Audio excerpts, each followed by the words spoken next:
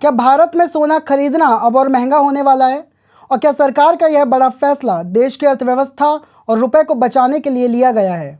देश में सोने और चांदी को लेकर केंद्र सरकार ने बड़ा फैसला लिया है। प्रधानमंत्री नरेंद्र मोदी की अपील के बाद अब सरकार ने गोल्ड और सिल्वर के इंपोर्ट पर लगने वाली कस्टम ड्यूटी को बढ़ा दिया है। यह ड्यूटी 6% से बढ़ाकर सीधे 15% कर दी गई है।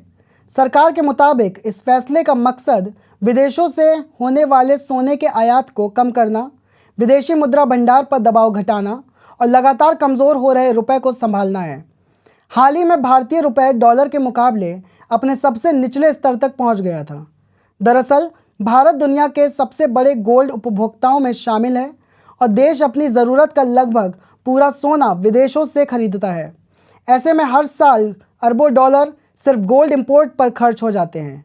अब सरकार चाहती है कि इस खर्च को कम किया जाए। प्रधानमंत्री नरेंद्र मोदी ने भी देशवासियों से अपील की थी कि हालात सामान्य होने तक लोग सोने की खरीद को टालें। उन्होंने कहा था कि देश हित में विदेशी मुद्रा बचाना इस समय सबसे बड़ी ज़रूरत है। लेकिन इस फैसले का असर बाजार में तुरंत दिखाई देने लगा। शेयर मार्केट में कई बड़ी ज्वेलरी कंपनियों के शेयरों में भारी गिरावट देखी गई। एक्सपर्ट्स का मानना है कि टैक्स बढ़ने से सोने की मांग कम हो सकती है। वहीं कुछ लोगों ने यह चिंता भी जताई है कि ज़्यादा ड्यूटी की वजह से गोल्ड स्मगलिंग फिर बढ़ सकती है। अब सबसे बड़ा सवाल यही है कि क्या सरकार का यह कदम देश की अर्थव्यवस्था को मजबूत करेगा या फिर आम लोगों और बाजार पर इसका उल्टा असर पड़ेगा। आप इस फैसले को कैसे देखते हैं? अपनी राय कमेंट सेक्शन में ज़रूर बताएं।